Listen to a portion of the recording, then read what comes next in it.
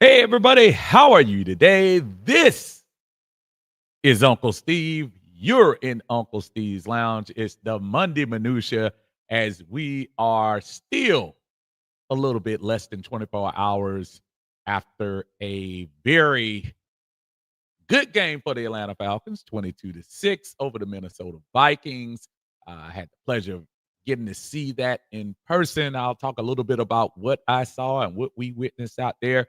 What does this mean for the Atlanta Falcons and going forward? Is this a uh, should be a positive step? A win is that, but there are many that still are clamoring for more wide open offenses and things of that nature. Trying to see how you feel about it. I'm in the camp of a win is a win and let's move forward, but I can understand if other people have different opinions about that. But I do want to hear what most have to say about yesterday's win.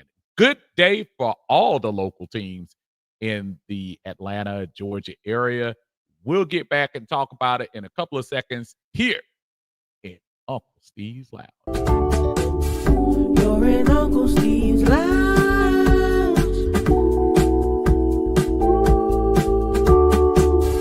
You're in Uncle Steve's Lounge.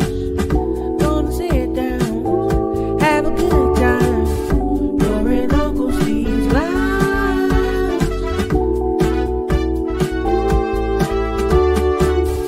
You're in Uncle Steve's Lounge.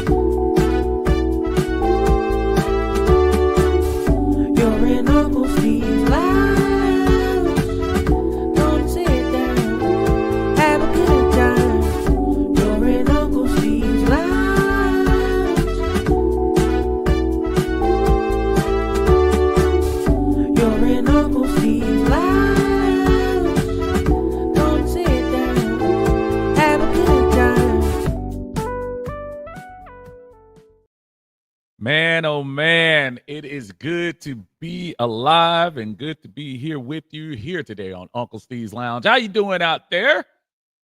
Welcome in to the Monday Minutia, the day that we usually talk about all those things that happen over the weekend. And in this case, things that happen as late as 18 hours ago, as the Atlanta Falcons traveled up to Minneapolis to, what is it called? US Bank, I believe it was. Stadium and held the Minnesota Vikings, who you would have thought were the Minnesota Vikings from 1998, according to all the prognosticators coming in. Nobody was going to stop Justin Jefferson. Nobody was going to stop Aaron Jones, all of that good stuff. And come to find out that I think we did a pretty good job of doing that. I was looking at some of the numbers, and I remember last week talking to some folks about it.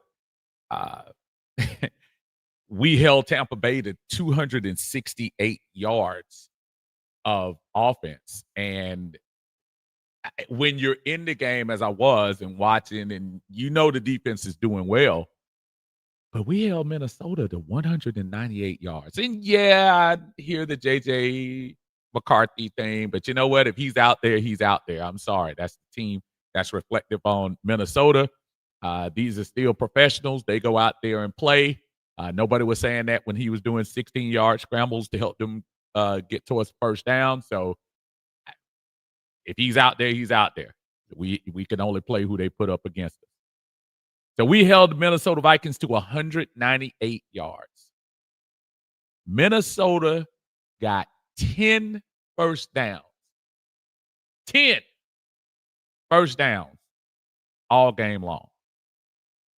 Now, our offense wasn't exactly a pinball machine either. We only had 19 first downs, but we did control the line of scrimmage and we ran the ball, which is kind of what you want to do in a game that you feel might have the potential to go back and forth, back and forth. It ended up doing the back and forth thing. It ended up being the Atlanta Falcons kind of exerting their will on another team. I'm wondering, is this going to be the way that they're going to go about things going forward? I know we always talk about identity, where the Falcons want to run the ball. But I want to get into something else. I think it's not even just identity overall. I think it's the ability to change as well, to adapt.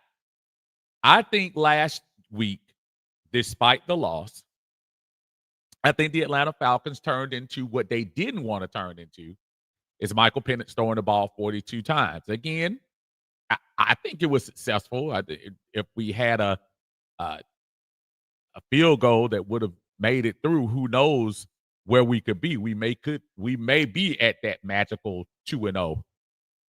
But I like the fact that we can show different ways to beat teams. And when you talk about 17 different stories that you're going to have to tell this year, we've already told 2. One didn't go our way, one did. Each story is going to be different. Each line is going to be different. Each way, each ending, each beginning, each middle is going to be different. There is no team in the history of the NFL that plays the exact same way and won the game the exact same way. None. I have yet to see one. So from that standpoint, I am kind of happy that the Falcons were able to do that to the Minnesota Vikings. I thought that was a great thing. Bijan Robinson, big game. Tyler Algier, big game. And a great way, if you ask me, a great way to switch it up. Bijan slashing, dashing most of the first half. Sands for Tyler coming in on a couple of fourth downs. Again, great call when it works. When it doesn't work, you open yourself up, but it's fine. But then using Tyler in that fourth quarter, kind of reminiscent of the Carolina game last year. Carolina, the next opponent. Kind of reminiscent of that Carolina game last year where they kind of just leaned on Tyler in that third or fourth quarter when those defenses are probably a little tired and got that big bowling ball body of Tyler Algier just ripping through and finishing off safeties. It's a formula that can work. But I just like the fact that we're flexible in it. Doesn't matter how we do it, long as we win. That was my takeaway from it. Long as we win, I'll worry about all the other stuff later. From today's word, minutia. I'll worry about all of that later. Win the game. I've been doing this thing for a while. And the one thing you have to be a little tolerant of sometimes is sometimes noise just to be noise. I think whether we win or lose, sometimes I think people just want to hear themselves speak on, yeah, we won the game, didn't allow a touchdown, but yeah, they only got inside the red zone one time, but hey, who cares about the but? That environment yesterday in Minnesota is tailor-made for a team to destroy their visiting team. And the way that first series started when they couldn't get on point with the count, I thought we were in for one of those days. But you know what? They adapted. And the Falcons got over it, and you all saw what ended up happening. Break one out for the rookies on defense. All of them showed up. All of them contributed. Coach Ulbrich, give him a lot of credit. He said what he was going to do. He's showing you. So I want to hear what you all going to think. I'm going to get right into the chat. First of all, again, I appreciate y'all joining me here in Uncle Steve's Lounge. We are live on YouTube, also on Facebook and on Twitter. If you don't mind, if you get a chance to on YouTube, please hit the like button or go ahead and hit the like button on Facebook. Let me know how you feel. I am sitting here and I will be reading these chats, reading these comments, just to see what everybody's talking about. Starting off with my brother ATL Skate Man. What's going on? He says, hey, Uncle Steve, I really got my kicks out of the Falcons 22-6 win. And how could I forget Parker Romo and the calm, no pressure on me way that he went up and just took care of business. I love it. 5 for 5. I have a feeling, unfortunately, the era of coup is probably over. Scooter Rain, what's up, Scooter? Let's see you in a minute, man. How you doing, brother? Say a win is a win is a win. Exactly. That's the way I put it up there.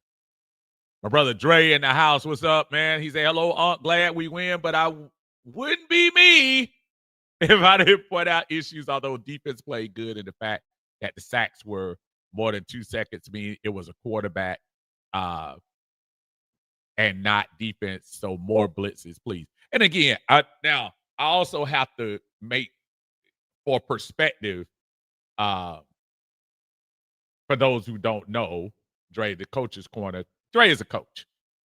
So his perspective is going to be a lot more detailed than us fans. And Dre know full well. I come from the fan perspective.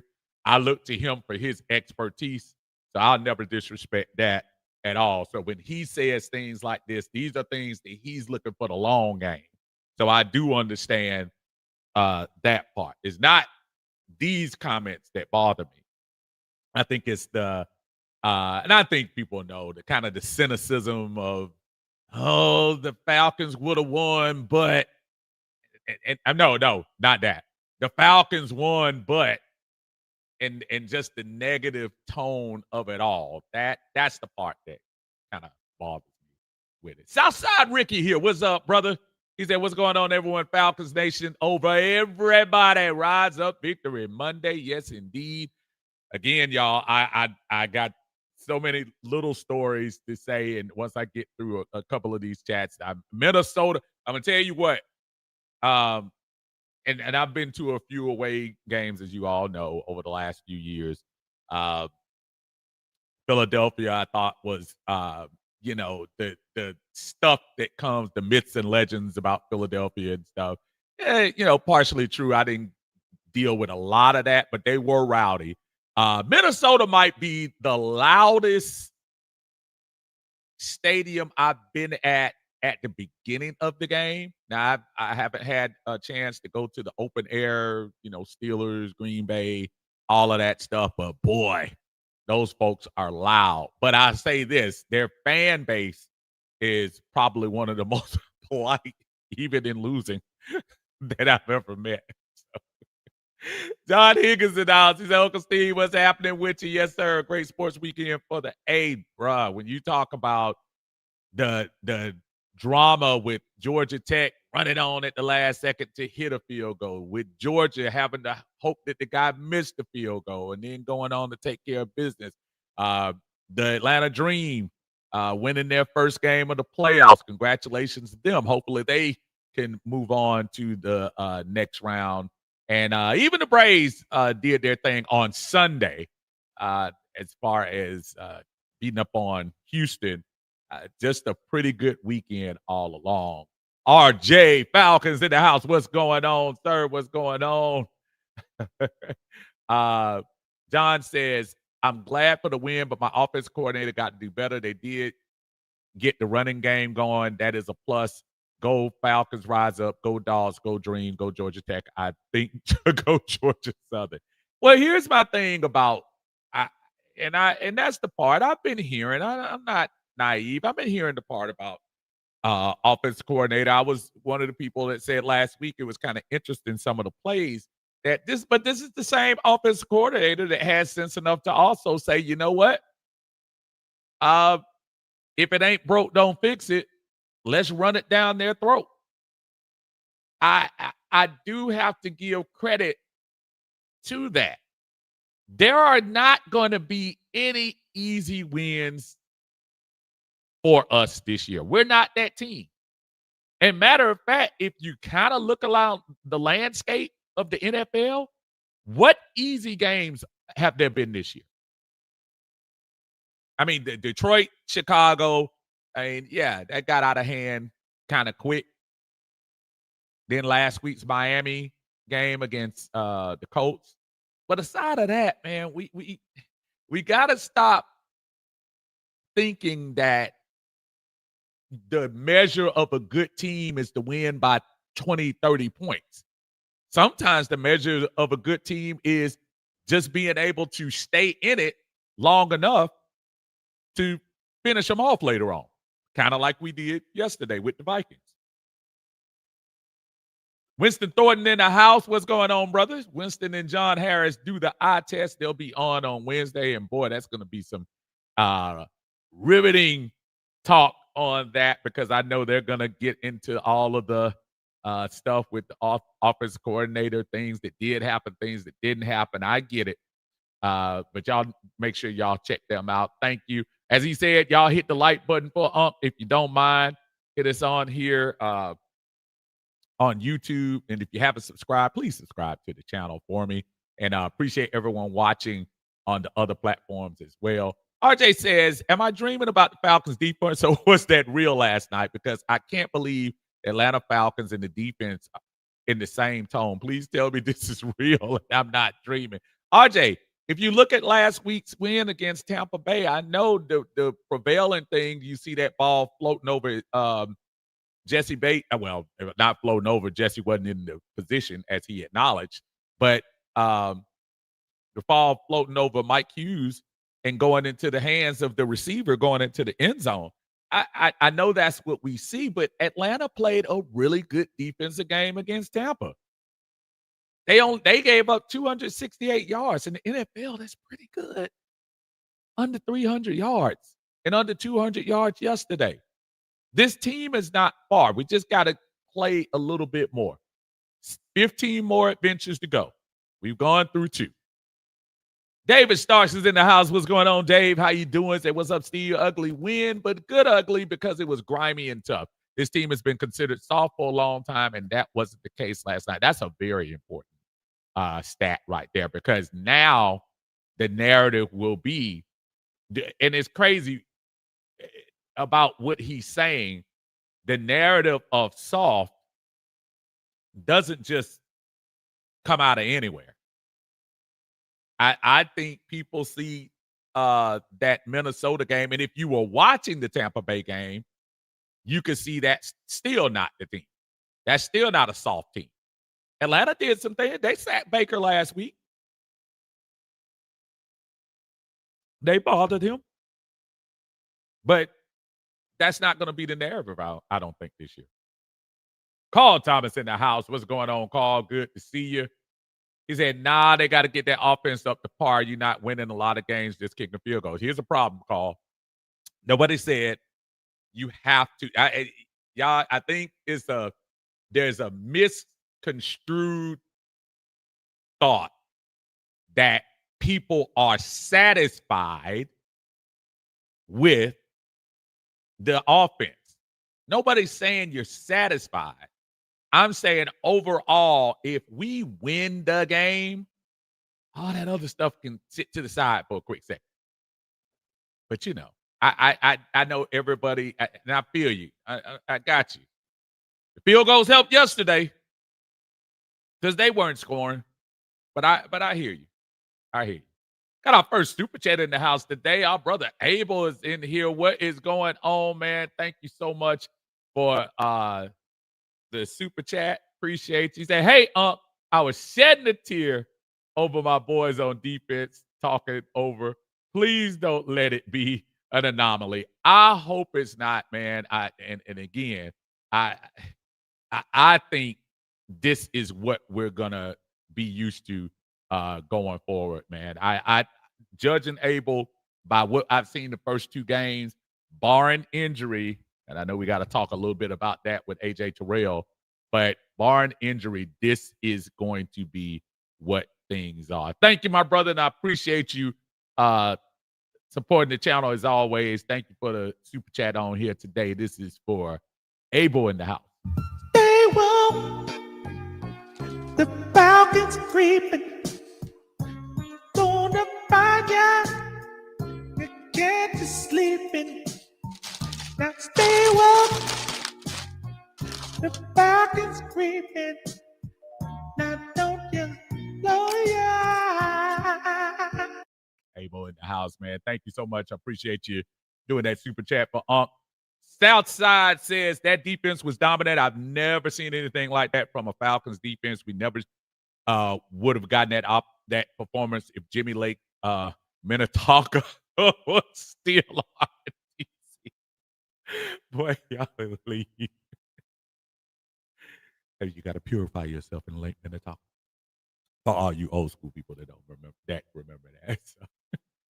King Richie in the house, man. I just saw King on his podcast, man. Dirty Falcons podcast, man. Y'all make sure y'all give King a sub over there on his thing. He's doing his thing after these games as well. He said, "What's good, let's go. We finally got a defense in the league is on notice." He said that, and I was speaking to him on his channel about that. And almost to David's point about the soft, and now to King's point about putting on notice. In other words, those teams that after the games on Sunday, a lot of the players probably go in that locker room, man, y'all see the Falcons yesterday?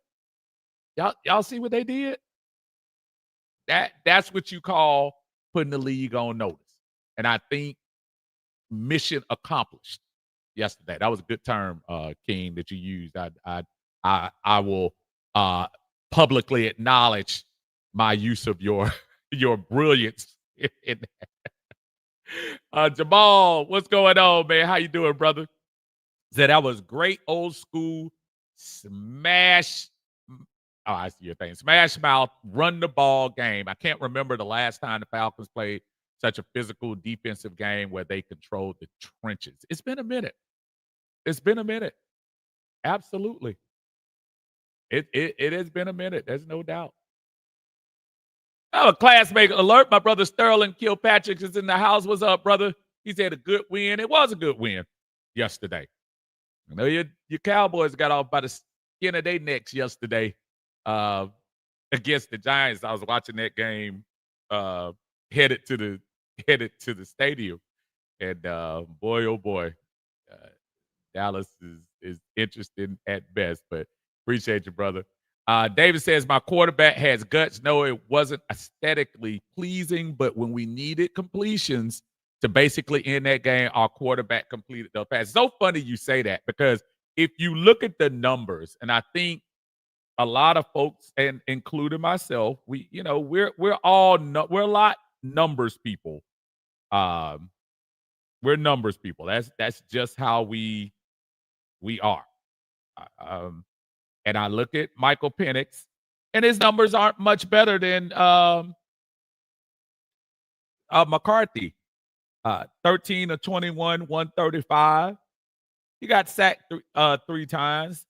But there's something about when somebody gets sacked and they get back up and you just don't get that feeling that they were phased. I'm not saying a sack doesn't hurt. I'm not saying a sack doesn't rattle you a little.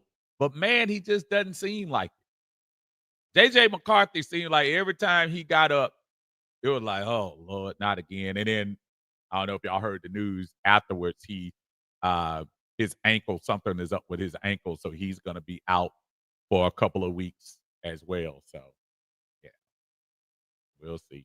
That one Falcon fan is in here. What's going on? He said, "What's up, Unc? We got sacks 7 in 2 games. If we continue to get to the quarterback 3 to 5 every game, we'll have a top 5 defense. But the offense has got to be on point. Panthers can't be taken lightly." Yeah, you saw a lot of stuff what the Panthers did coming back in that game against Arizona. I think Arizona kind of helped in that situation. And yeah, again, folks, the the offense is not up to par. I'm not suggesting that we have arrived completely. And there'll probably not be a game. I think what we want sometimes as fans, and that again, speaking from a fan perspective, I think there's this thought that utopian experience is going to happen where you're going to have Michael Penix throw for 300 yards, have 120 rating. You're going to have Bijan run for 125, Drake get 100. I mean, kind of like a stat-filling Madden type all-star game or something. And you can win without that. Yesterday was a perfect example. The Falcons passing game. I mean, look, Minnesota's defense, their defensive line were no joke. They were getting in there.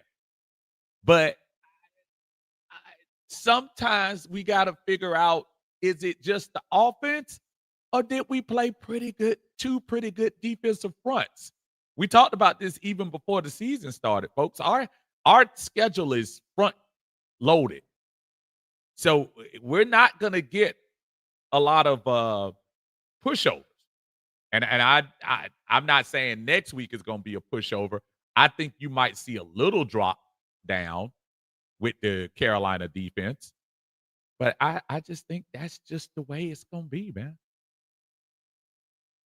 Dre says, "Oh, you have to care about the butts sometimes because depending on what it is, the same way you will win will be the same way you lose." Again, it's not even an argument. It's a fact.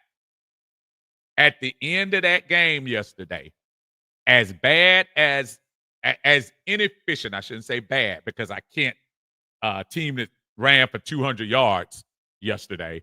I can't say the offense is bad because running game is part of the offense. If they aren't effectively up to a certain standard, I can understand how people would be upset with that. I'm sorry. Over here, I'm happy for the dub.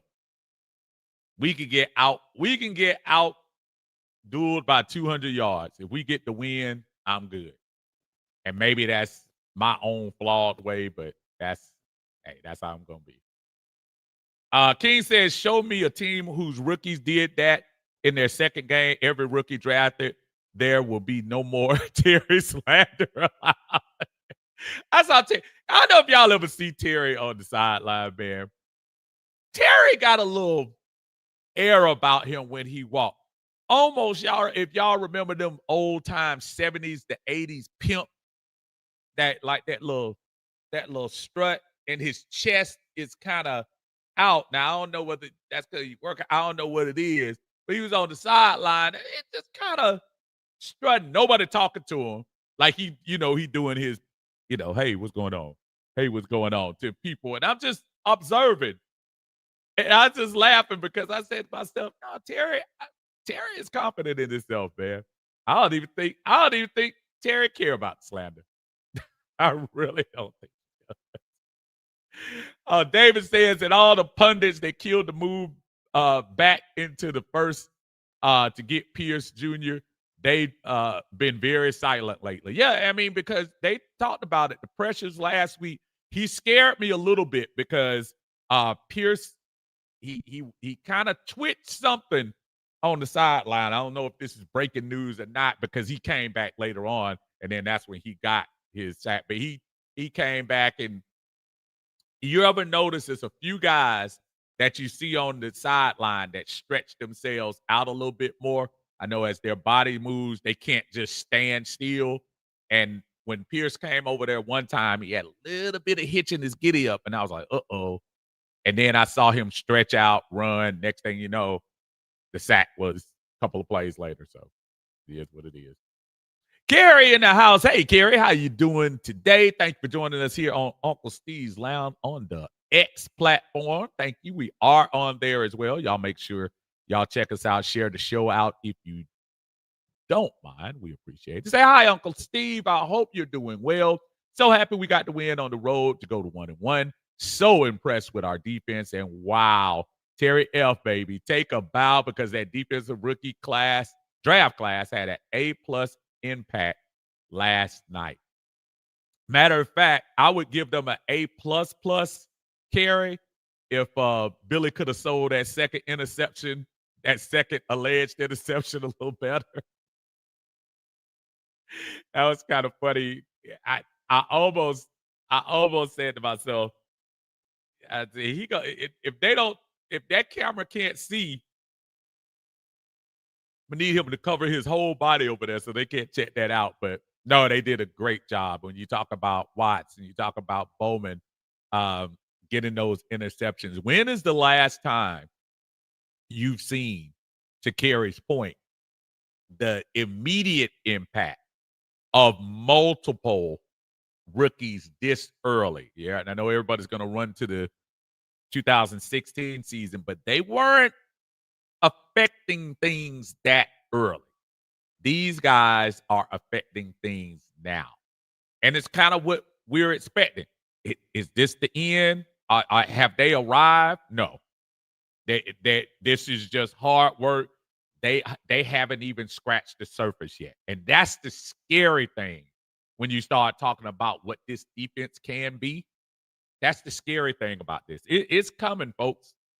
It's coming, and it's going to be better. Jamal says, I want to give a shout out to Raheem Morris. He's improved from last year. He's making better in-game decisions, better use of timeouts and challenges. Raheem, when you're a coach, when you're a quarterback, when you're a alleged GOAT, when you're going to be subjected to criticism and bullseyes on you. And Raheem has deserved every piece of criticism for bad moves. But Jamal is making a good point. Can we give him some love for the good moves? A lot of people say, he let Koo stay in there one game too much. He's But got to give him credit. You got to. Carl says Falcons defense for the potential to be special.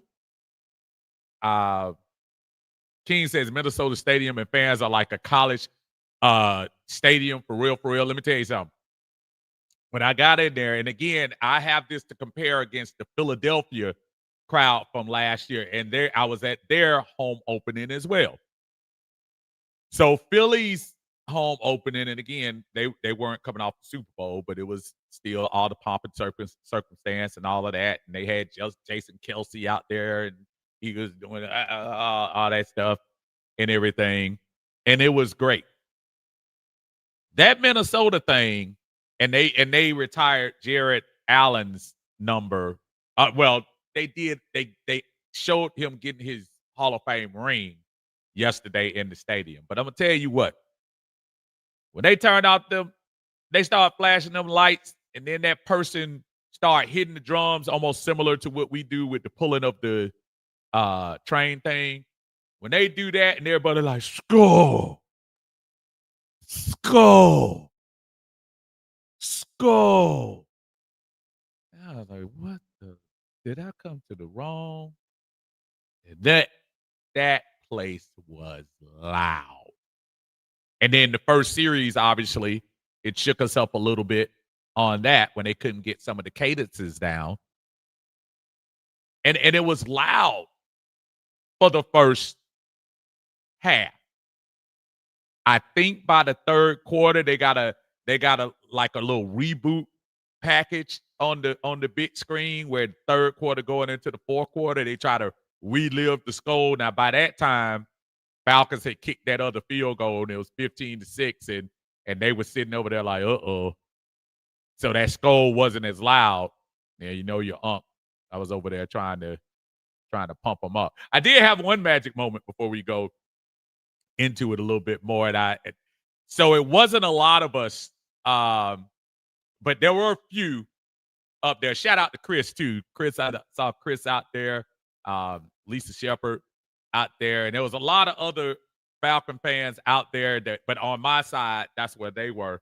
But on my row, there was only one other couple that was there, and they didn't even wear Falcon stuff, but they were rooting for the Falcons. I was like, y'all gotta wear stuff. Anyway, so I'm doing what I do normally at the game. So when Xavier Watts got that last kind of game clinching interception, so I'm right behind the little rail. And again, I've been louder than loud, so it's not like the folks in that area didn't know who I was. Your boy Bijan turned around, like gave a yeah, and he came over where I was, and I had the little chain. I saw one of the Falcons cameras. I don't know whether they catch that or not, but he came over and dapped me up. Now I'm up top and he's down, and he came and dapped me up, and the Falcons fans were like, yeah, yeah. And I was like in the mode, yeah, we got to win this. Blah, blah, blah. And I was looking at the person that said, dang, did y'all get that picture? And they're like, no, we were too excited. He came over. So I did have one Bijan moment. So take it for what it is. 82 Monte Carlo in the house. What's going on, brother? He said, talk to me. Is them birds in business or what? Yes, sir. We are in the business of hopefully running off a win streak, Carlo. We need while as much as that win was great, we need to build on that. Definitely need to build on that. But I'm gonna tell you, man, my whole emotions after that game, it was just like euphoric. Like, oh my God, thank you. Thank you, thank you, thank you. Coach says, I'm glad Raw finally decided to play all the young guys. Only way they get better is to play, and barring an injury, I'm actually loving this defense. They're gonna mess up. But a top 10 defensive load. I hear you. I believe you. I hear the same thing. I see you. Kenzel, what's going on, Kenzel? He said, what's up, Uncle Steve? I see that you're under that red light special, just like our defense. If you ain't gonna see no chili and left eye coming. Well, yeah, nobody gonna see left eye. But you ain't gonna see chili and T-bars coming out here singing the red light special for sure. But let's try some new stuff, man. Plus, I gotta redo some things over there on the other side. I hate it because I did some moving of my monitors, and my regular monitor where I have the little scores and everything behind me kind of messed up. So y'all gonna get the red light tonight. Boston, you ain't ever put on the red light. Dirty Bird 67 says the defense put it all together yesterday. That's what we got to look forward to this year. The grit is there. I hear you loud and clear. Antonio James is in the house. What's up, brother? Said, what's up, Unc? I think the offense played that game that complemented the way our defense was playing yesterday. That's a pretty interesting point that might make sense. The offense also closed them out with that 7-minute drive in the fourth quarter. As much as I hear, and I'm not disagreeing with some of the criticisms of the OC, some of the decisions, I hear you.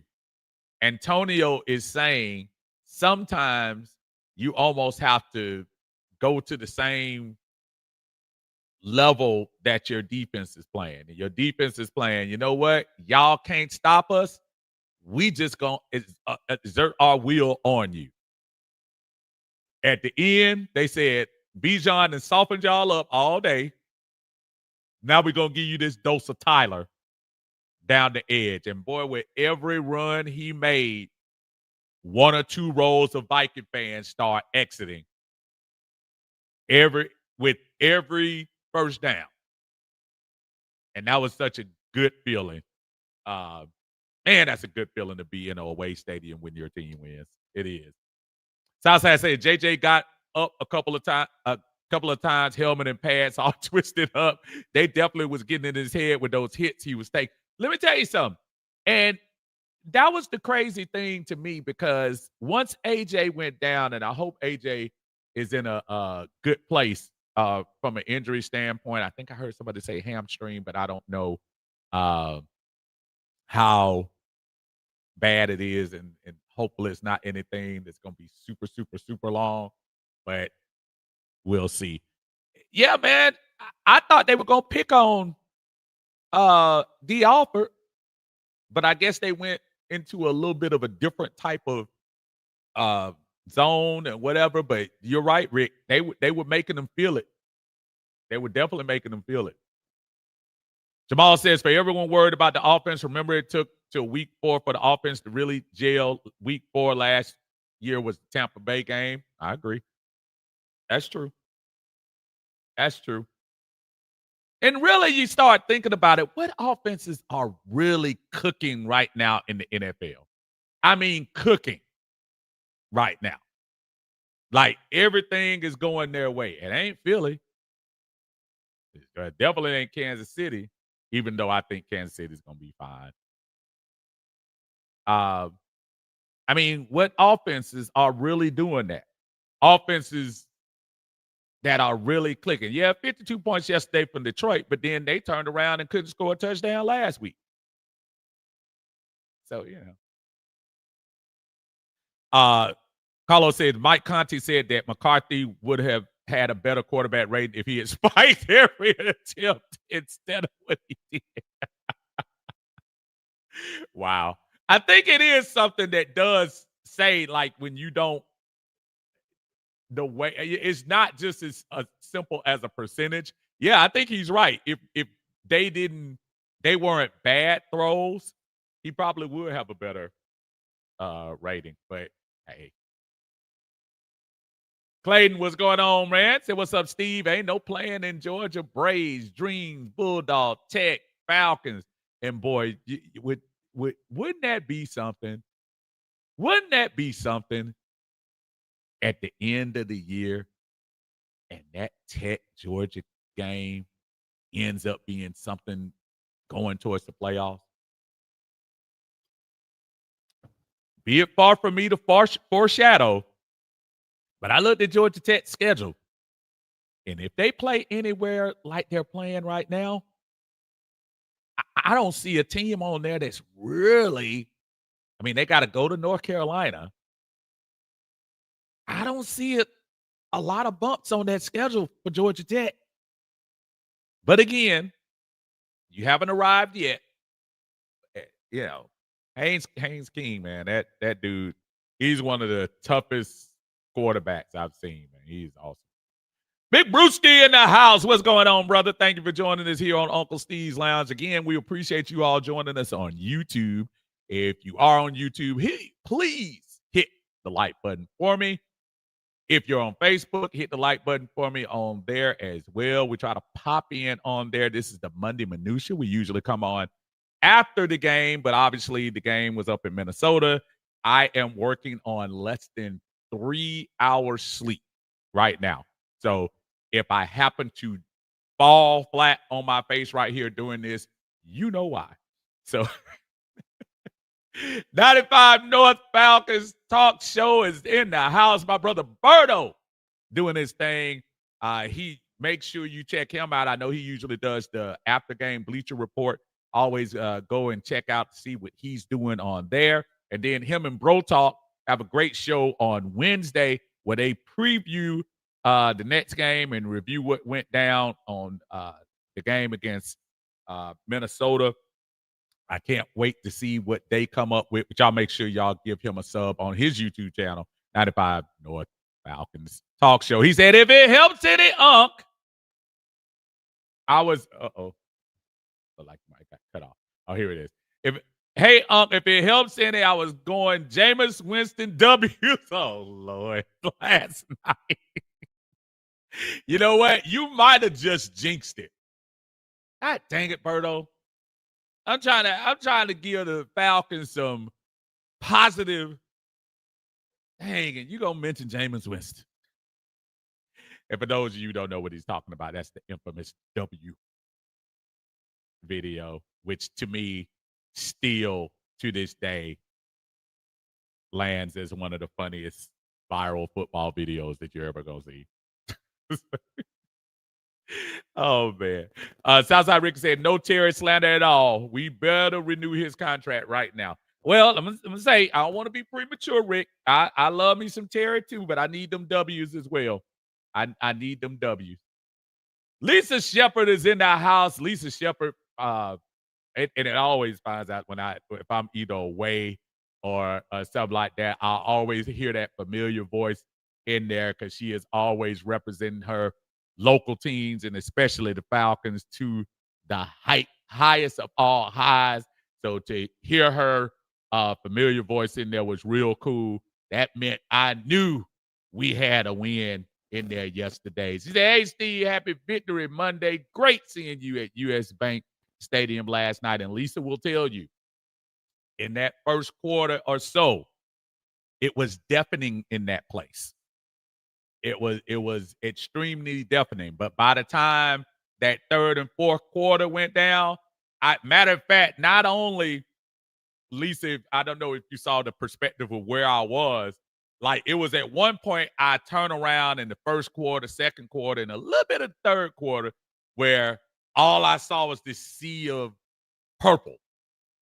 Then slowly but surely, by the third quarter, when I would turn around and give a little and I look and I thought, oh, wait a minute, there's some Falcon fans over there. Then come over there and I saw our buddy Chris yesterday and I looked, hey, there's a couple of Falcon fans over there. And then at the end of the game, all of a sudden, I was like, oh, there is about 30 folks over here in this section. But those Viking fans, they got up out of there, boy. Once Tyler kind of clinched things, but that was something else. Clayton Murray says we won a few games with just field goals when we went 7-10. We still have the same issue. Offense allergic to the end zone. You are correct. There is no doubt. I'm not disagreeing with you. But man, I'm glad to take the dub. And I do see your thing. Same feeling. I'll take the dub, but dang it, I want TDs. I do too. I bet you if you poll every Falcon fan, they will tell you the same thing. And there is absolutely no debate about that we want more. But while we want more, I'll take this one. Whether we won by 16 or 1 point, I'll take it. Marcus Allen, what's up, Marcus? He said Pierce was questionable going into the game with a hamstring. My apologies. You're absolutely right, Marcus. I almost forgot about that. And it's funny you say that, Marcus, because and I'm going to tell you, he's going to get the tough guy award from me then because he was stretching that bad boy out and he was trying to do everything he could. And I said, oh, looks like he's going to be out. Next thing I know, he go on the field, Marcus, and he get the sack. I said, oh, man, he's just a tough dude. He's a tough dude. Got another super chat in the house. Our other half of the eye test is in here. Our brother John Harris. Will y'all make sure y'all check him again and Winston out on the eye test. They'll be on Wednesday night to review the game and then I'm sure preview what's going on into this coming week against Carolina. He says, how do you call holding when the man you called offsides is about to kill your QB and stop from hitting him? Make it make sense. I did hear the clamor about that later. I heard the offsetting calls. I'm not even joking with you, John. At the moment, I was probably just too caught up in, okay, I guess we're going to do it again more than anything else. I don't know, but I did see people when I was coming home this morning. I saw a lot of brouhaha about that. I haven't technically gone back and watched the whole game like I normally do. Normally, I'll watch between Sunday night and today, but as I said before, kind of been on the move, so I haven't had a chance, but I am going to get a chance to look at that and see what's going on. Carlos said Terry Finesse Botno for the win. I'll take that, man. Terry, I'm trying to tell y'all, man. Terry cool. Terry the coolest dude on there, man. And I know he got those suits custom made because I don't see those suits everywhere. Terry throw that plaid on you. Got that little walk. Love me some Terry, man. And Terry deserves all the accolades, man. If we can pull this thing off, to some of this point earlier today, if he can pull this thing off, man, extension on the line. Rick says James Pierce Jr. is on his way to becoming one of the most feared defenders in the league. I think he already is, Rick. Tampa was doubling him last week. Tampa was doubling him. But I hear what you're saying. The best has yet to come. We only getting glimpses of Pierce. Jalen. And I'm going to tell y'all what.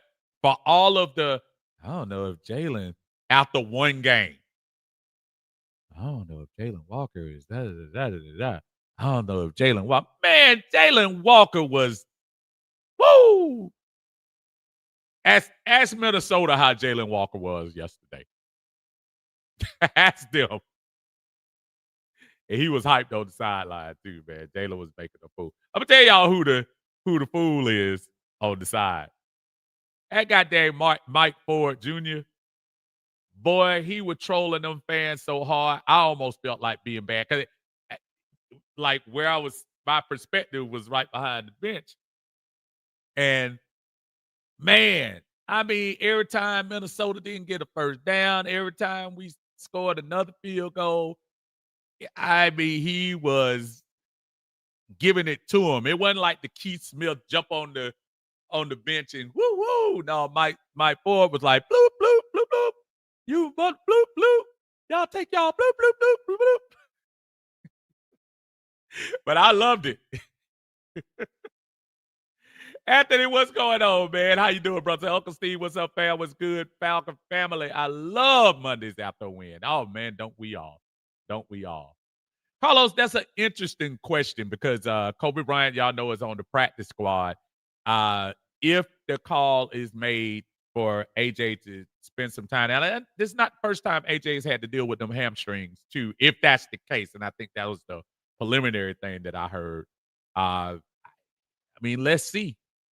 It's funny. I thought they clamped down even better after AJ left, which was and no disrespect totally to my guy, D. Alford. I know he's already been run across the folks, but I didn't have the greatest feeling when I saw him line up over there aside of number 18.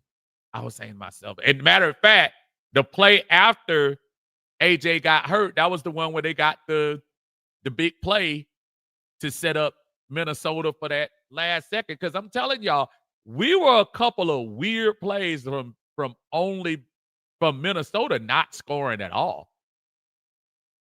The Drake fumble, which led to one of the field goals, and then that one play, that one broken play. We were not far from pitching the shutout. Carl says 2016 rookies weren't like these rookies. This rookie class might go down as the best we ever seen. Well, I mean, let's the jury is still out, Carl. So what I'm saying when I talk about those rookies, you can't deny that Neal, that Devondre Campbell, that Debo, and Brian Poole, who was an undrafted free agent, dude. The last half of the season, they really were running that defense. So when you say they aren't like it from a talent, let me rewind. From a perceived talent, I mean, we got 2 first-round picks. A lot of people thought Xavier Watts was some people said first, but definitely second round worthy, and he ended up falling to us in the 3rd round. And then even Billy Bowman, the jury's still out. We only played 2 games. The comparison was just saying these guys are popping earlier. I don't want to put it out there that they are better yet. They should be better from the expectation. But I don't want to put that on them. I want them to just continue to grow like they should. Because if we say anything about that class that we thought was supposed to be all of that, they kind of leveled out in 17. After 17, you really didn't hear a lot from those guys. Anthony said, "This ain't your uncle's old Falcons anymore. This team built different, right?" Oh man, Mr. Big Management in the house. What's going on? Say, what's up, Uncle Steve? Shout out to the 2025 rookie starters, man. Shout out all day. I wish they could give an award to Rookie of the Week and share it with all those guys. Carlos said, I don't like when people reserve the credit in fear of being wrong just to say I told you. Yeah, we got a lot of that going on around, and which is funny to me, man, because dude, if you live long enough, Carlos, that I know you have, if you live a long time, you're gonna count you'll count more of when you were wrong than when you were right. And guess what? You live to see the next day. So I agreed 100%. I'm never trying to be oh man, I told y'all he was that. For what? I could care less how the Falcons did it yesterday. Quite honestly, I didn't think Bijan would run for 140. I'm sorry. I didn't think he'd run for that much, but guess what he did? I didn't think Tyler Algier would run for 76, but he did. I definitely didn't think Michael Penix would throw for under 140 yards, but he did. And guess what? We got the dub. As long as we get it, it's all good. Rick says the legend Jared Allen was a monster. We need to get a culture going like Minnesota or the old school Raiders. Hey, if we did this right, hopefully that'll work. Bobby D, what's going on, brother? How you doing, man? He said, told the Water Boys this same thing this morning. My concerns start to lie around the offensive line. Pass blocking was sketchy from what I saw a few times. Yeah, I mean, in order for Penix to do his thing, I do feel like the pass blocking has got to get better. But our bread and butter has always been the run blocking for this team, and they did some excellent blocking yesterday. Give them credit. Lisa said Bijan's granddad was, oh, okay. All right, cool. Maybe that's why he was in a giddy mood. I swear I wasn't even ready for that. I next thing I know, he turned around and looked over there like, yeah. And that's up match your energy. Yeah. He came all the way over. I said, oh, okay. All right, cool. Pamela Johnson in the house. Hey, Pamela, how you doing? Good to see you. And she says, happy Monday victory day for everybody here. I appreciate that. She said, love my defense. Great overall performance. And it was. It was an excellent performance. Now, I think, Pam, you up there too. It's so funny because I see a lot of folks come up and I always say, man, I hope I run into a couple of folks there, but I know you always out there repping. So as long as that happens, it's all good. We got a lot of good folks in this Atlanta fan base that really do their thing, man. We appreciate it. Bobby says the irony of having to find a kicker, he immediately having to prove himself worthy last night, especially that last one, that 54-yard field goal. That's when I was like, oh, yeah. Love it, love it, love it. That was the one that made me say the other field goals were something else. But after that field goal, I think you probably saw somebody on Realtor.com. And that was a young Wei Koo. Because I think he may have lost his job yesterday. Doug, what's going on, Doug? Doug says, we look deep at defensive line. They all play good. Root, Dorless, Pierce, Walker, London, David, Floyd, AK. Obert has them hunted. And you saw yesterday, I don't know if you saw the Falcons video, he actually gave the game ball to Coach Ulbrich.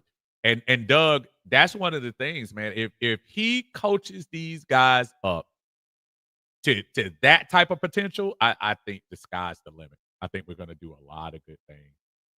Um, Latoya's in the house. What's up, Latoya? She said, I was so proud of that defense, smiling all night and smiling today. Yeah, I listen, and they were exuberant on the sidelines. It wasn't, they were coming on the sidelines like, oh, it was trying to tell you.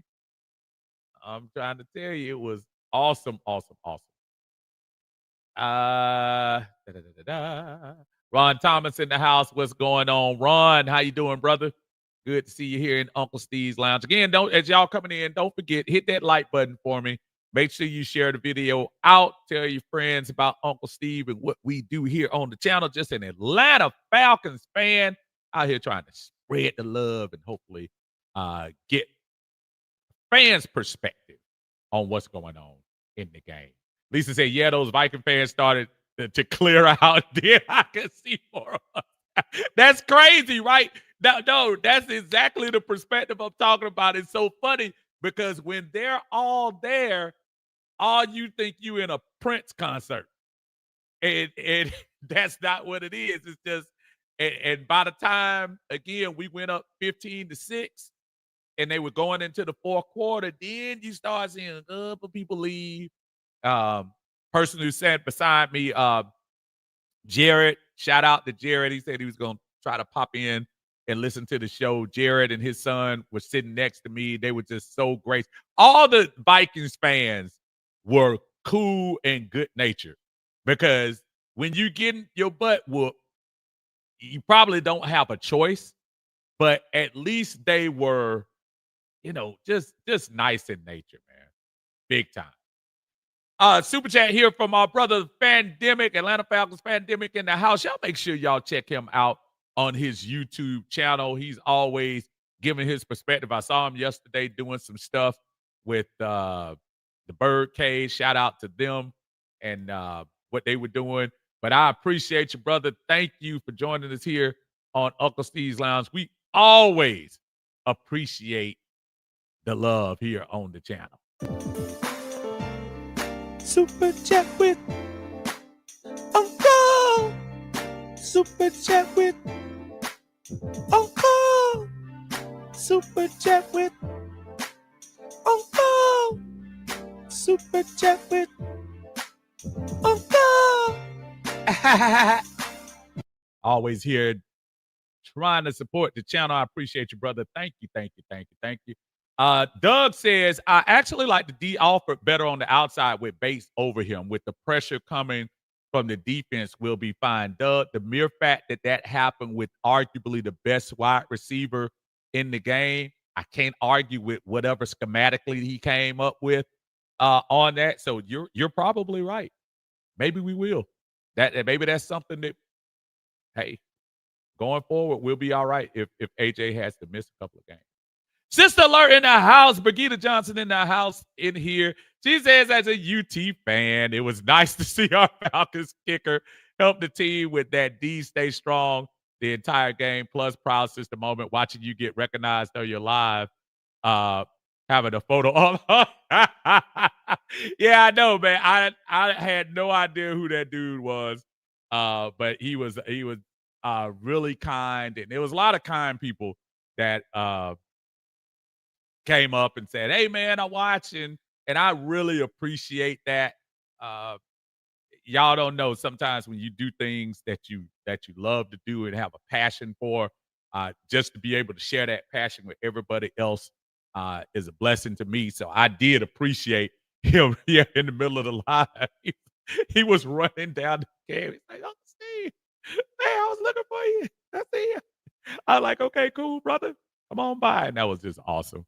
Awesome. Now, as far as the UT thing, man, I'm gonna tell you, my heart, as much as I go for my Georgia Bulldogs, y'all, I do have a little small heart for Tennessee because that's where my sister went to school, and it's one of those. Yeah, if Georgia wins, cool. But if Tennessee wins, it's like, okay, because hey, she went there, but I know her heart was sinking when old boy um, pulled that thing to the right. that was that was pretty heartbreaking. But I mean, they did say hadn't had a kick like that. So more power to him. He'll be back. He'll be back. No doubt. No doubt at all. Ron says we have a defense. Yes, we do. They said wins like this are good because they are teachable moments in them. Always. Carlos said Blank was even popping his ish last night. Let me tell you something. Arthur came on the field early in the game, man. Arthur was talking to everybody, hugging. Well, he was hugging everybody all on the field. He was the man last night. He really was, man. Fat Debbie giving me up again, man. And super chat, brother. I always appreciate you, man. Thank you so much, man. I appreciate the support on here. He said, "Hey, Unc, it's too early to tell, but if this defense can do this consistent, it has all the looks of the grits blitz." I'm gonna tell you what. That's not too far to stretch that. It's not. I don't want anybody to get too much out of 2 games, but he is right. That was it kind of looks a little bit like what they were doing. So you know what?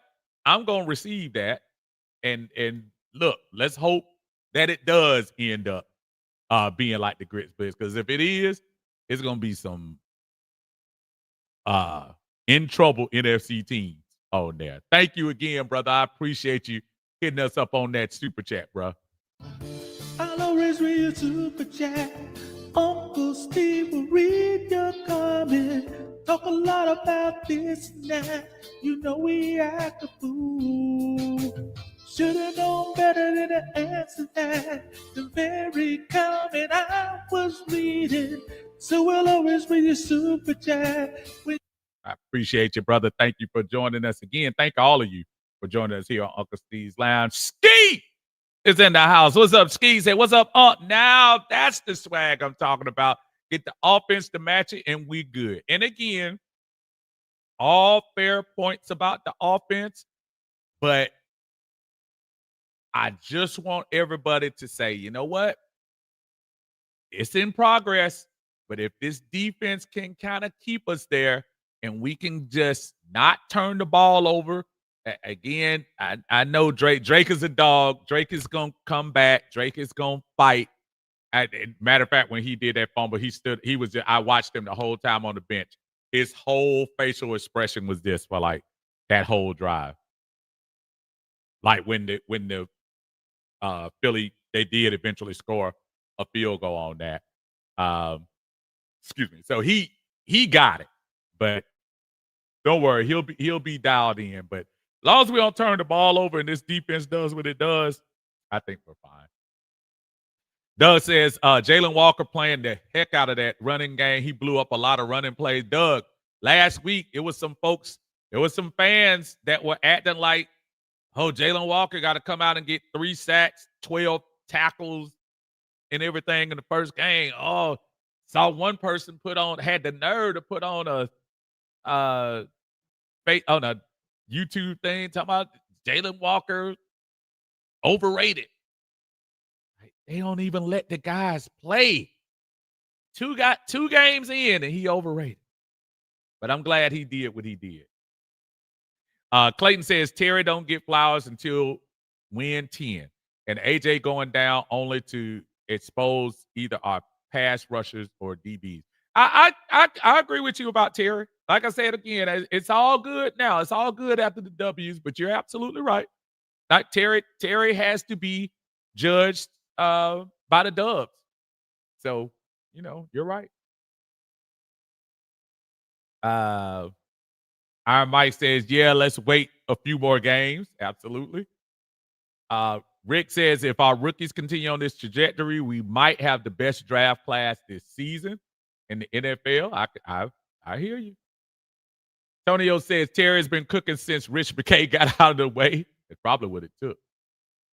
Saw Rich over there too last night. He came over and spoke. He was throwing the football over on our side, and I messed with him. I said, "Man, don't throw that arm out." He started laughing. Speaking of Bijan, I feel like he deserved the game ball. Go look at that locker room video. He couldn't hide his feeling away. You know what it is? I think Bijan got a couple last year, and I think what is happening now, and it's not saying Carlo that he didn't deserve it. I think as a team, you need to see folks who don't get those game balls. You need to see the Parker Romos get it. You need to see the coach Ulbrich get it. You need to see players that let you know we know who the superstar is on the team. We know who the ballers are on the team. Now we need those other players to play. And think about it. You do it at work too. If you got a team where you know one guy is the heavy, but you got 10 people, and then maybe that number 3 person, the number 4 person is kind of coming up. You sometimes you got to reward that number 3 person so you can keep telling them, keep on coming up. Parker Romo's not gonna get that every week. Coach Ulbrich not gonna get that every week.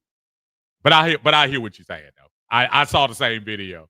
Yeah, I saw the same thing. You are right.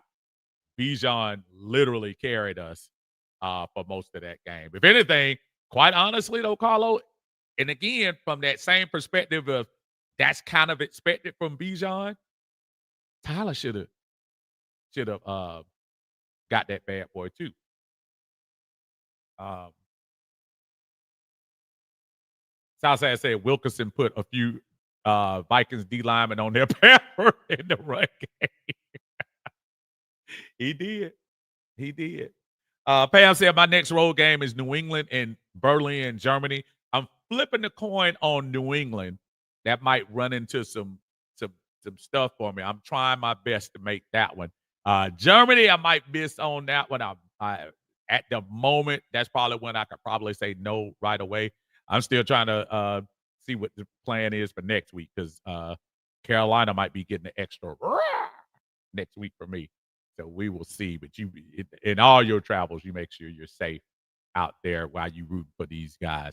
Sterling says, that defense came to play and those rookies showed out last night. Yes, they did. They did.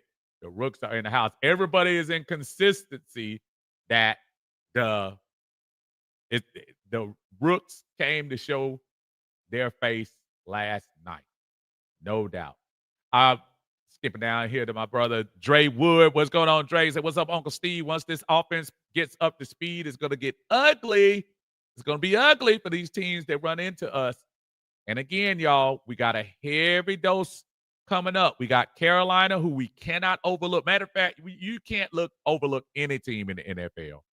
You got Carolina, Carolina, then Washington, then a bye, and then you got to play probably a team right now that you got to put on your radar as one of the best, if not the best, showing so far. All due respect to the defending champs. Buffalo's no joke. They come in here, but that's gonna be a tough team to beat. That's why I think you got to start stacking W's now in order to kind of have a little bit of leeway coming in. Because I don't think anybody's gonna get upset if we lose to Buffalo, but they'll be less upset if you going into that game 3-1. So here it says, Happy Victory Monday. What's going on, brother? And Falcons family, hope everyone is having a fantastic day. We are. Pam, you're right. I mean, so yesterday I ended up having to catch the subway to get back. And so I'm in throes of Viking fans, taking the thing back to the hotel, taking the subway. And I'm telling you, I'm not even joking. These folks are kind, nice. A lot of those folks don't actually live in the area. I was listening to folks coming from as far as, the guy who was next to me, he was from Montana. He flew in. He said he comes in like 3, 4 times a year, watch the Vikings play. The other guy on my other side, him and his wife who was expecting, uh, they came in, and I'm trying to think, where did they say? But it was somebody from North Dakota that was around us. So I was trying to find true uh, Minneapolis, St. Paul folks, but it wasn't a lot of them there. But they were very kind. They were. Scott Glover, man, what's going on, brother? Say the defense played like they only fed them hot sauce all last week. Maybe that's what it was. Maybe that was it. Georgia, Texas boy in the house, man. What's going on? Uncle Steve and Falcons family. The new era is here, and the Atlanta Falcons will rise in 2025 and beyond. This team has handled business, and we got the dub last night. Hoorah, you are correct, sir. Absolutely. Absolutely. Pamela, you're absolutely right, Georgia Tech. I love that last second maneuver. Georgia Tech, they got the ball in. They knew they had to run the team out there. And to run the team out there and in less than 20 seconds to set up, and the man hit a 55-yard field goal. Man, you got to give him credit. Got to give him credit. That was an awesome drill. And Clemson, poor Dabo, he's in trouble. Southside said Artie Blake is a top lieutenant in the Gambino family. Boy, you better leave Uncle Arthur alone.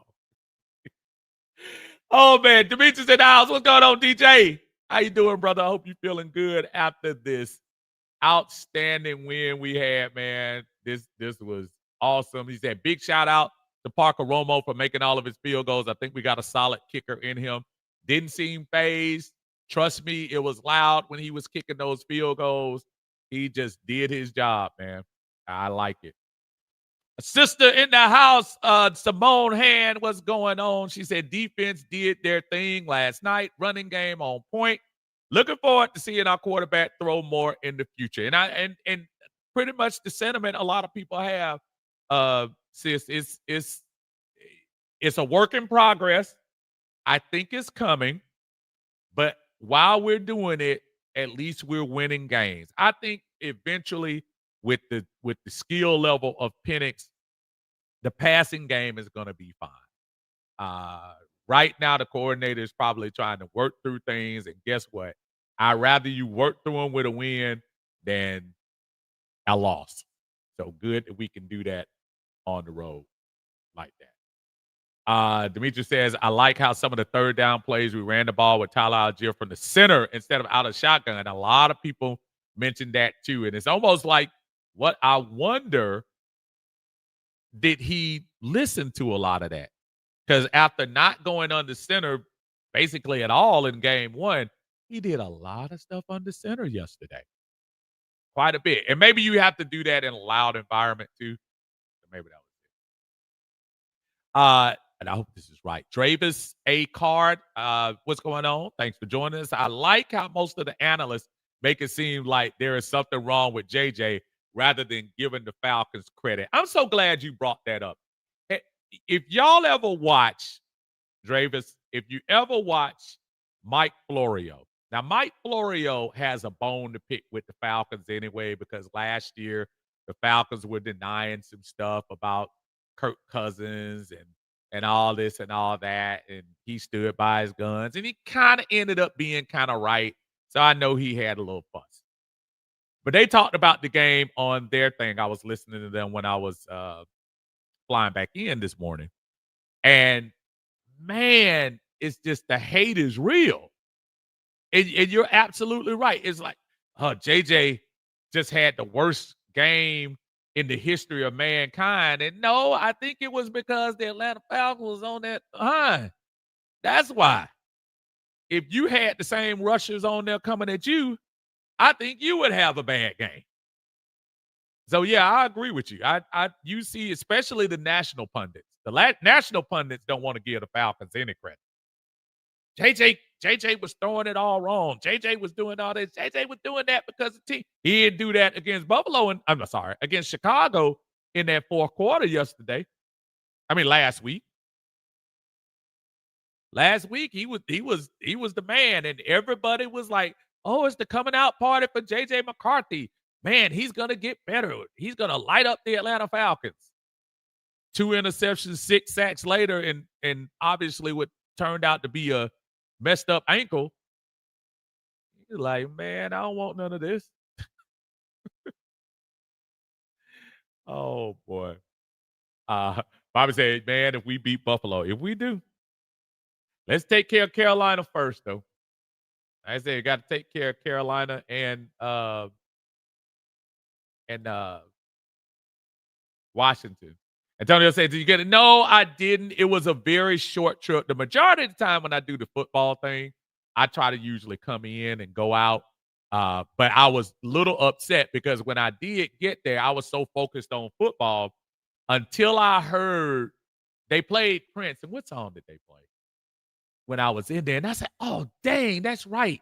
We are here in Prince's hometown." And it didn't hit me because I'm thinking about the Vikings. I'm, coming in yesterday and whatever. And I'm just like, that dang, I missed out on that. I could have done that.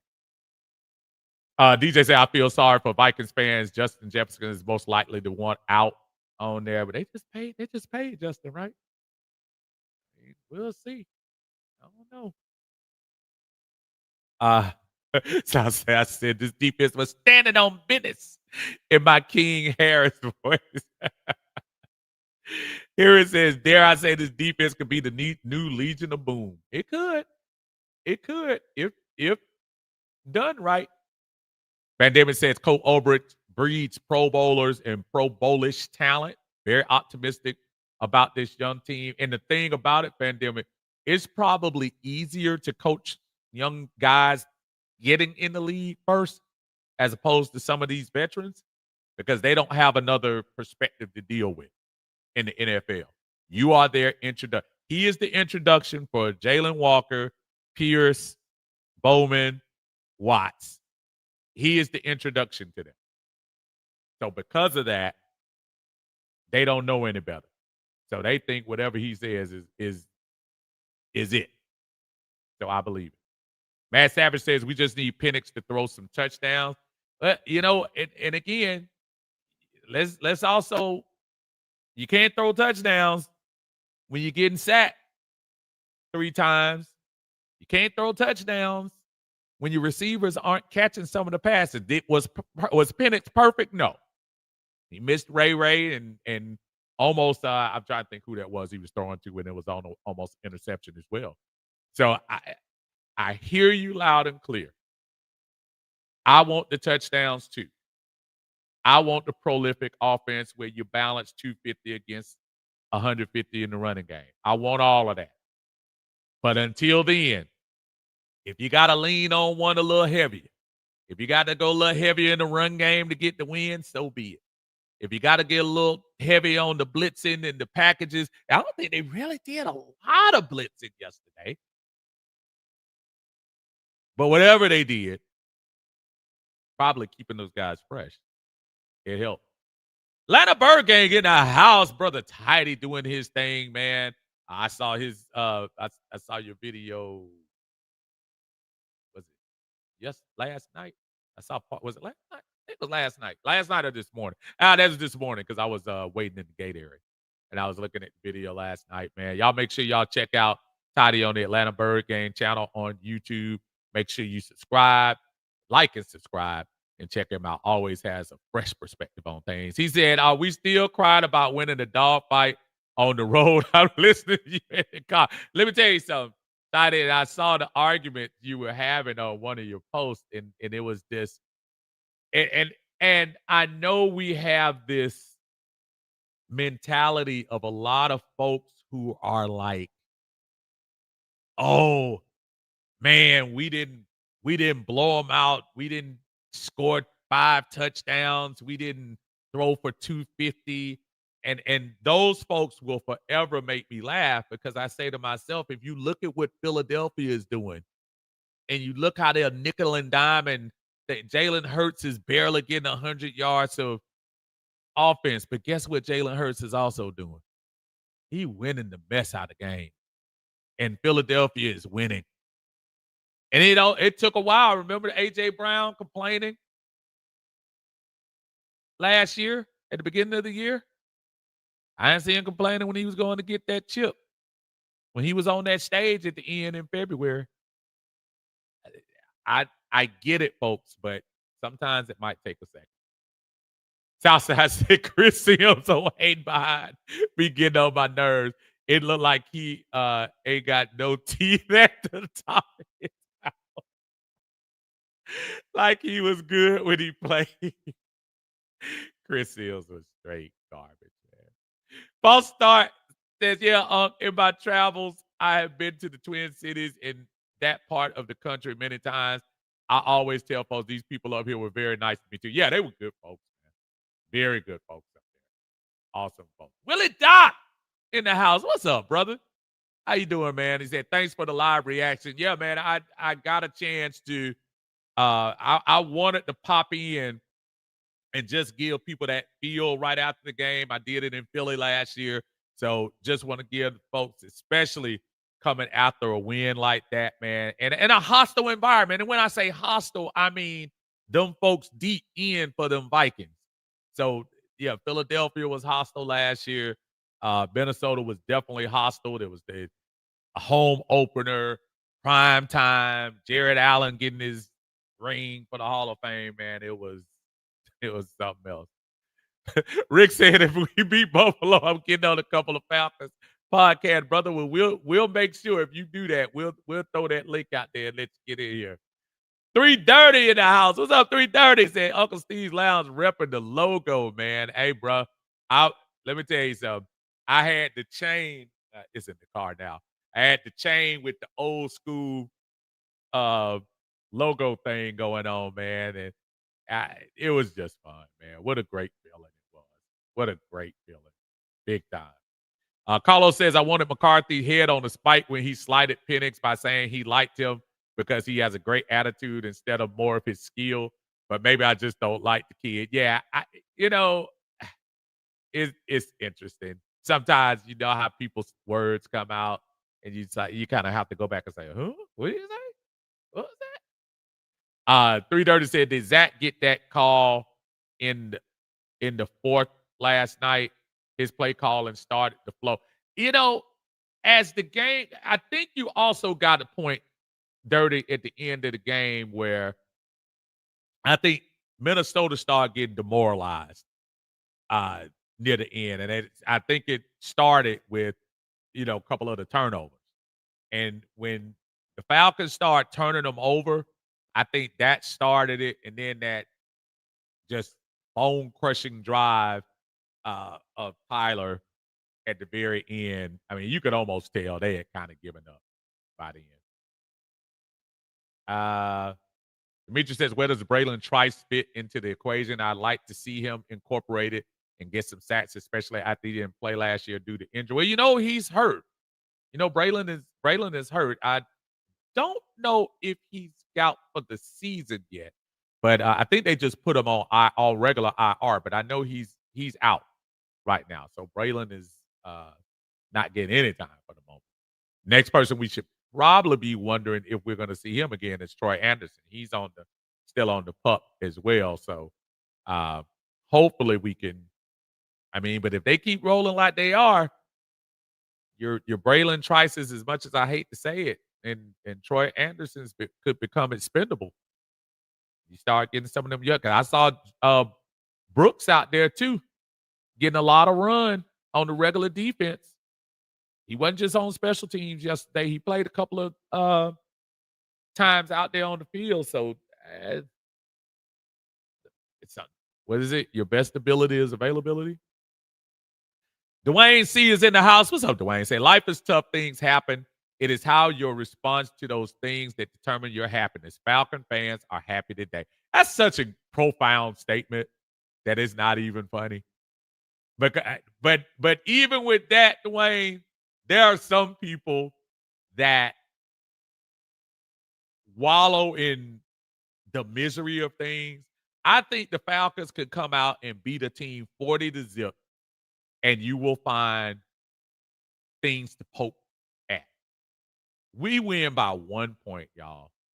And I promise you, I won't overlook the deficiencies, but I'll be a lot happier with the win. Uh, Rick says, help, love the heavy rotation, help keep our pass rushers fresh.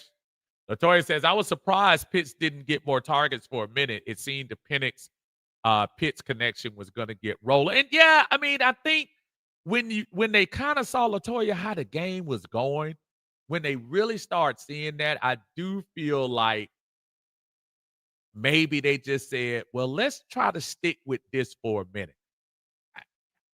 Can you say it was wrong at the end? Because we did. I was looking again at the numbers in here. I'm trying to look at the team stats. The team stats. Atlanta got 19 first downs. Minnesota got 10. Total plays for Atlanta, 63. Minnesota, 46. Total yards for Atlanta, 326. Total yards for Minnesota, 190. Anytime you start with 100 something for a whole game for a team, that's not good. Time of possession for the game yesterday. Atlanta 36-32, Minnesota 23-28. So I guess I'm saying with the connection to the connection to Pitts, we needed it last week because we were behind more than we were ahead in that situation. Yesterday, we were ahead all game. So you kind of gave you a little cushion to say, let's lean towards this run game a little bit, just run these guys out, which is eventually what happened. But a good perspective, though. And maybe they'll light it back up next week and get that back started because I did enjoy it. RPMML, what's going on? That was up Uncle Steve. 22-6 is considered a blowout in the NFL. Now, by certain standards, but in reality, that's only two scores. That's two scores and two two-point conversions. For our eyes, we saw that as a blowout because we knew Minnesota wasn't going to score yesterday. But I hear what you're saying. But that is only two possessions. And we, unfortunately, here in Atlanta have seen people come back and do two-point conversions on us. Kushudu, what's going on? Let me try that again. Kushaidu. And I apologize if I'm wrong. I apologize. Imagine if we were stuck with Justin. Oh man, don't do that. I'm gonna be on you forever. It's all. Oh man, listen, man. As I said before on plenty of occasions, my friend, I unlike others, I don't mind being wrong. That shows my human spirit. So brother, call me out all you want to, because I trust me. Because if I found something, I'd probably say something about other people being wrong at certain times for things. But I don't try to overplay that if I have to. But I got you. Said, what did you enjoy about the game? Weren't you? Yes, I was at the game. I enjoyed the atmosphere of Minnesota, and this is no bash to what we do here in Atlanta. I realize what we have in Atlanta is a different type of makeup. It's always interesting to go to places like Philadelphia, like New York, even the Jets when I went to the game a couple of years ago, to go to Minnesota where you have this 90% tile fan base that is in it at the beginning. I've never understood sometimes with the Falcons how at kickoff folks aren't in their seats. These folks in Philly, these folks with the Jets, these folks, even the Jets were horrible when we went to that game 2 years ago. The year Desmond went up there and threw the one touchdown to Michael. You know what I'm talking about, tight end. I mean, these folks were in it. So I love the atmosphere that we had. I thoroughly enjoyed more that we won the game, which is the most important. important thing on there. Well, listen, hey, it has been an hour and a half. I appreciate everyone joining us here on Uncle Steve's Lounge. We are 1-1. We have the Carolina Panthers next, and it looks like we may have some injuries to talk about. I'll try to probably pop on, if not Friday or possibly Saturday, to give a small review. I just wanted to make sure we got the minutia in here. I am working on fumes as I speak, so I'm probably going to go up here, hug my beautiful wife, and get something to eat. I try to watch this Tampa game because that's important. I'm sorry. I'm going to be watching. I'm going to be doing that with them all year and see if we can get anything out of this. For those of you who did join us, please make sure you hit the like button for me on YouTube. If you're on Twitter, I appreciate you watching us there. And on Facebook, please hit the like button for us. Tell your friends about Uncle Steve, Uncle Steve's Lounge, just a Falcon fan here with a perspective of what it feels like to be a fan going through this season. We do some other things in the off season, but guess what? Until January, it's Falcons loaded for bear. I'll let you know if we're going to end up doing the Carolina thing this week. We might be making another trip. We'll see what goes on. But until then, I appreciate everyone. Everyone have a great Monday. Take care of yourself, and thank you for joining us here in Uncle Steve's Lounge. Y'all have a blessed night. You're in Uncle Steve's Lounge.